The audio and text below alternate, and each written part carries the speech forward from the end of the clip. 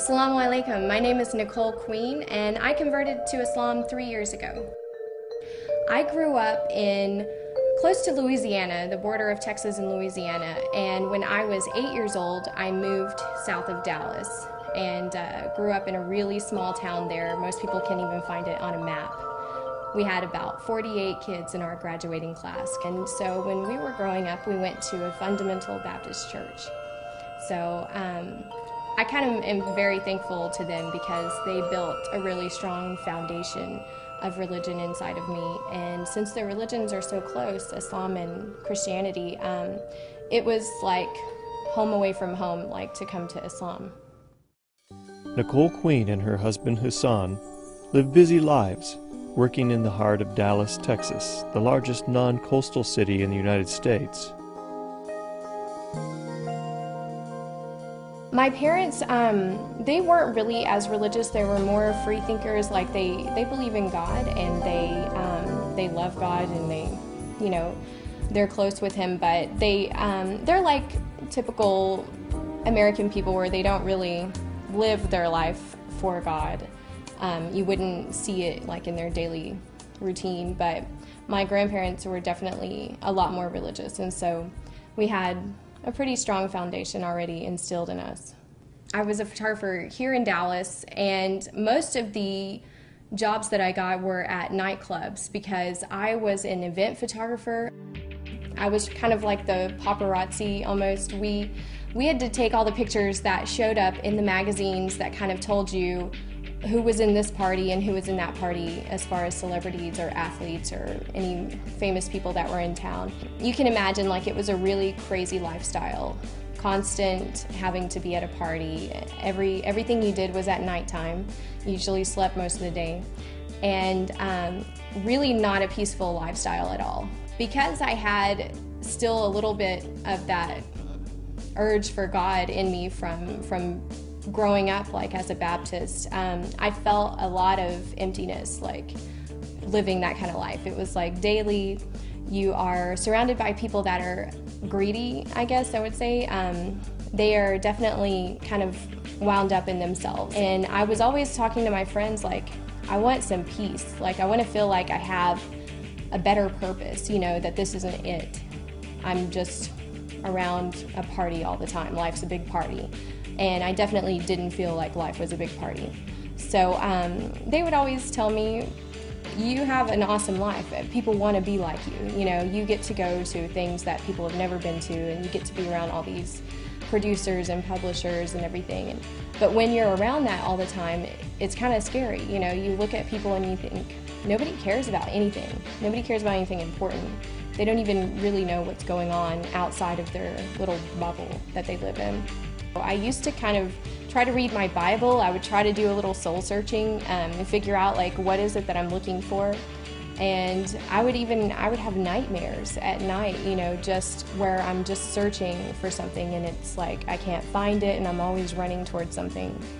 I knew people that were Muslim, they didn't really practice Islam, so I was around it. I was exposed to it a little bit, I had friends that didn't drink. I knew people that were just a little different, and you would ask them like, how come you don't want to go here or there? They would say, oh, I don't hang out at those kind of places. I'm Muslim.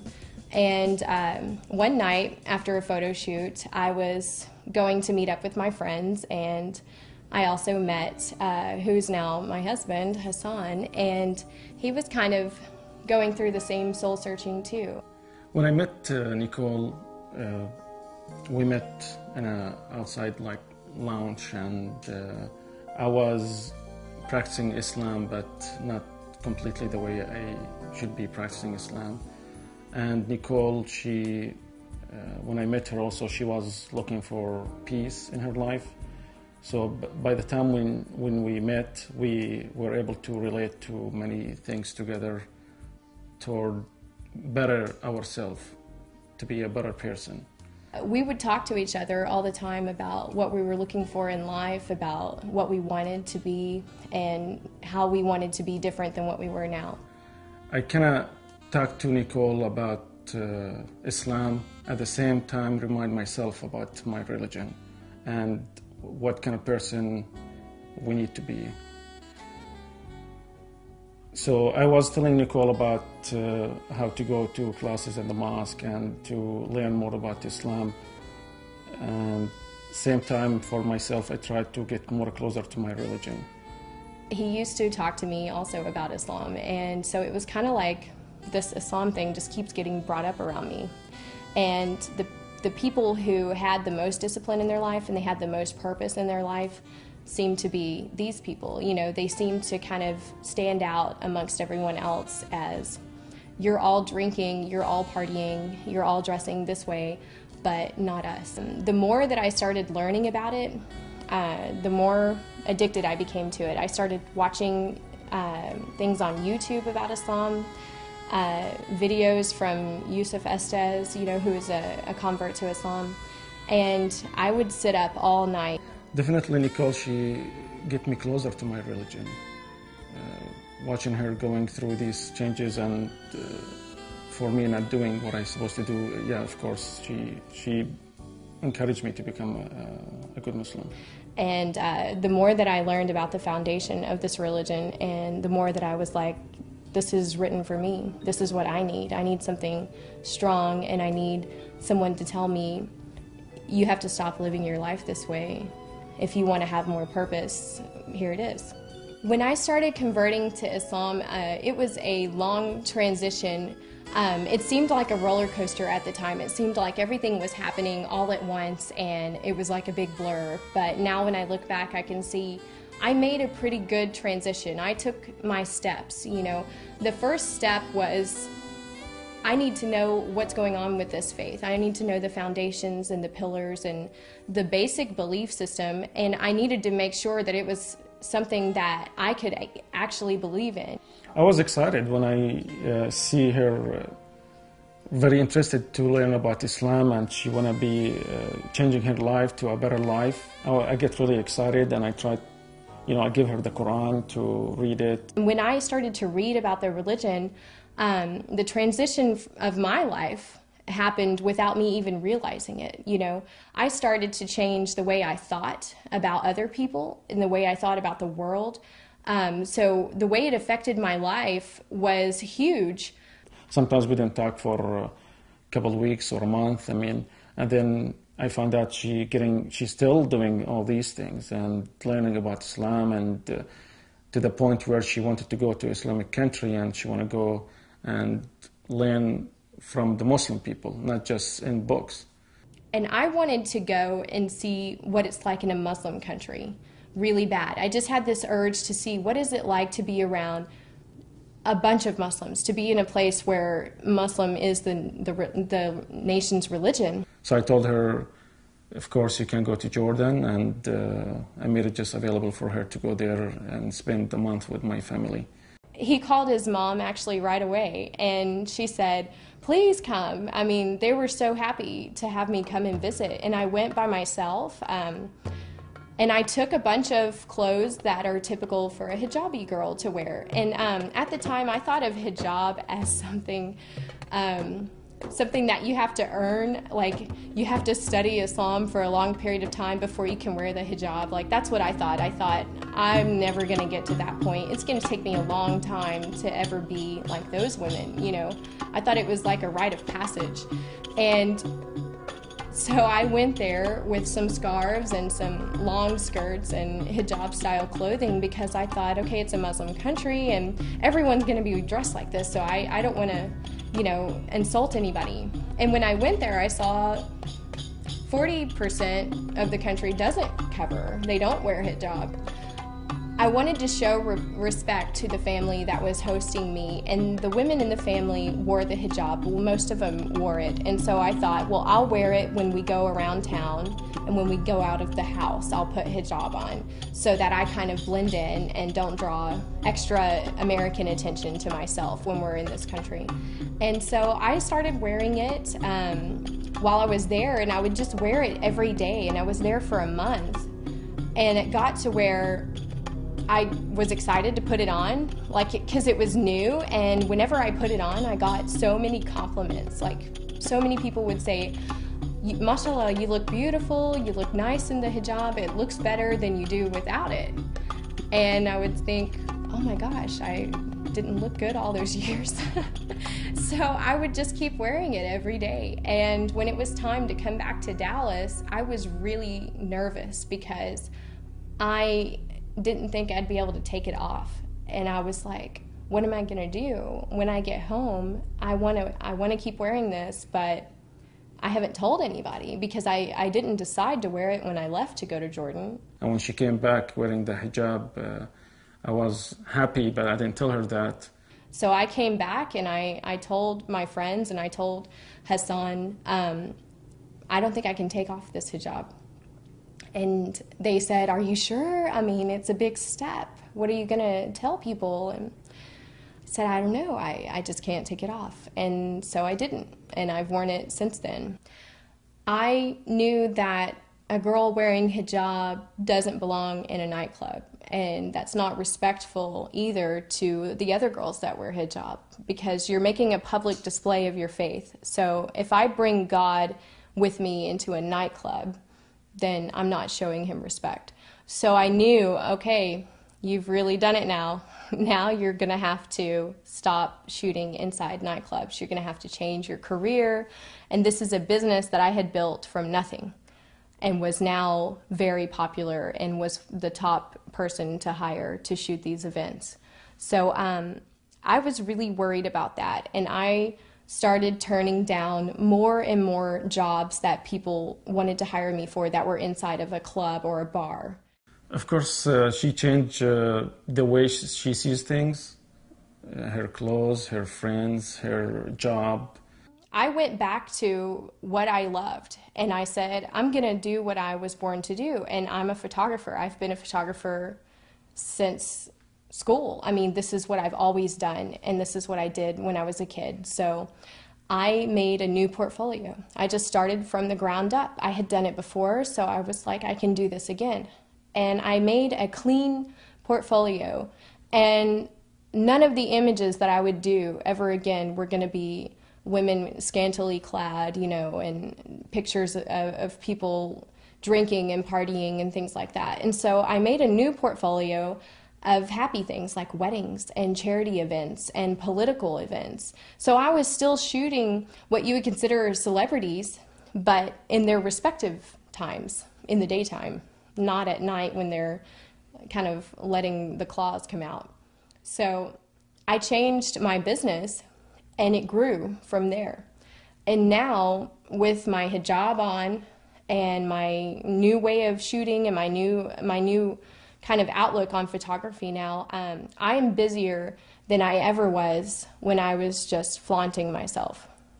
So I don't know if that's a gift from God or what, but my business has grown double since then, and I'm thankful for that. And everything that I shoot now, I feel proud of. I feel like I wouldn't be embarrassed to show this to my grandmother.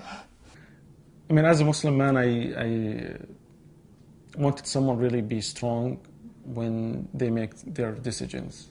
And the steps Nicole, she went through, they were really huge changes in her life. And I needed someone to just show me you can change yourself.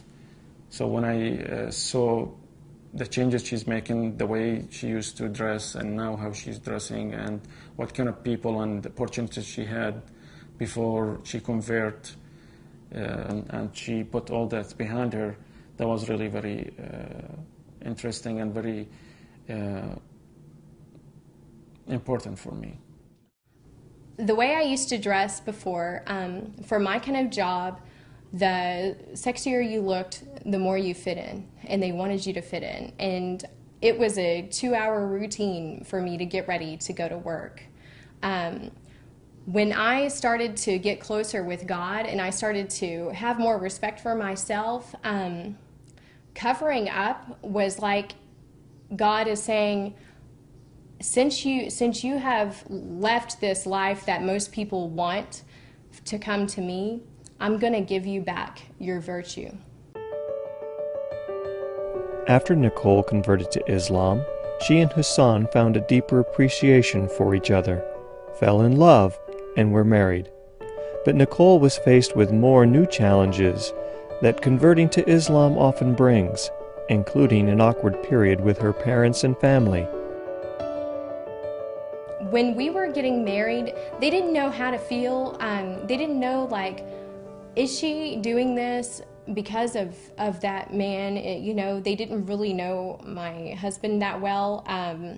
And they were questioning everything. Like, did she do this for this guy? They kind of took it really hard, and it was a struggle for them. But so when we got married, I think that was really hard for them, and they felt like, we can't support this, we don't want to be there, and we don't want to support this. And I think that now maybe they wish that they wouldn't have been that way, because now they love my husband. They think he's great. He loves to do everything that they want to do. I used to think that one day she's gonna say, I'm not gonna be Muslim anymore. This is too complicated for me. I used to think that more in the beginning of our relationship, like right after we get married, but now I feel more comfortable about it. I feel she has a strong belief about her religion, and she's not gonna just drop the ball and walk away. So this is too complicated for me. I feel like we are definitely a team when it comes to keeping each other with our religion. We have to keep each other on the right path, and I think that's kind of one of the big purposes of a Muslim married couple, is that you keep each other on this direction whenever we're facing different challenges, because you are going to face challenges living in America and then trying to live as a Muslim. So we help each other kind of resist the temptations that we face. We remind each other of what we're trying to do and what we want for our children one day, inshallah. And I can look at him and tell at a moment when he is having a struggle, even if he doesn't say it, and he can do the same for me. And so it's just that ability to know and love each other that much that you want to see the other person as a successful Muslim. You want him to love Islam as much as you do, and you look at him and think, like, I want to feel as passionate as he does, So we look at each other and push ourselves in the right direction.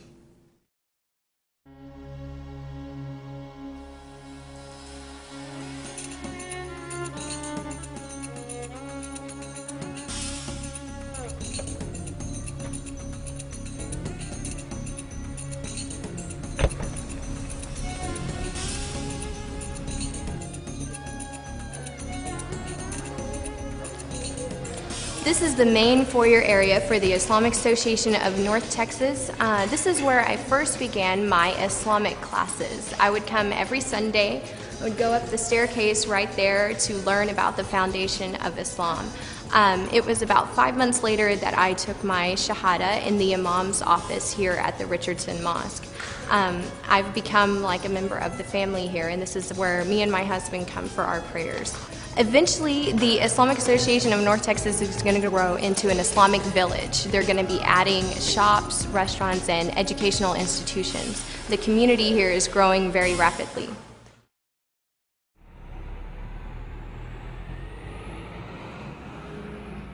Daily, we probably don't live the typical life of a Muslim couple. We're usually not home together having a big meal every night and things like that. We usually have something that we have to work on.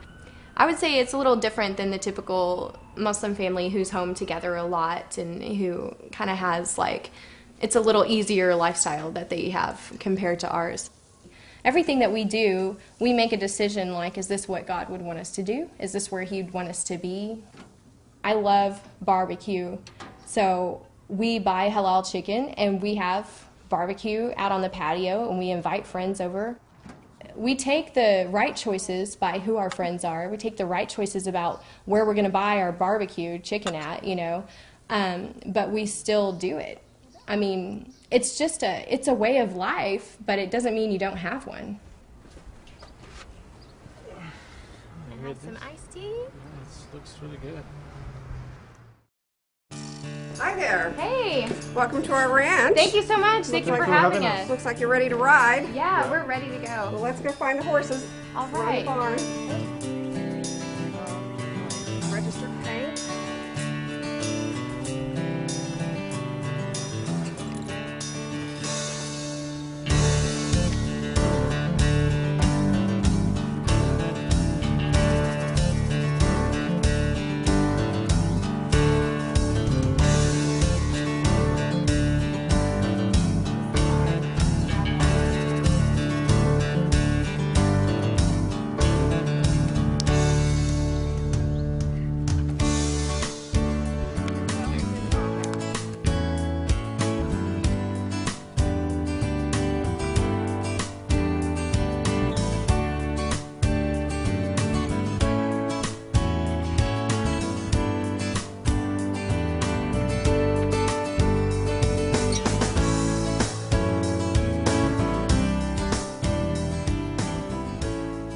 miss out on anything that a Southern girl would get to do, you know. Like, I do everything that I would have done before.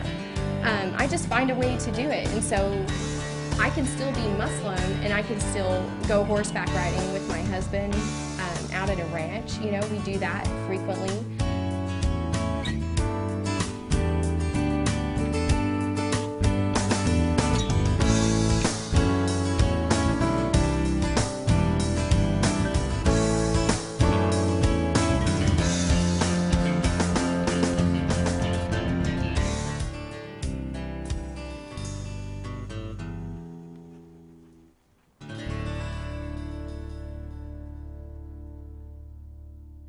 I think that in Islam, something that sets it apart from other religions is the ease of it, the simplicity. And I know that may sound strange to some people because they would think Islam is not easy.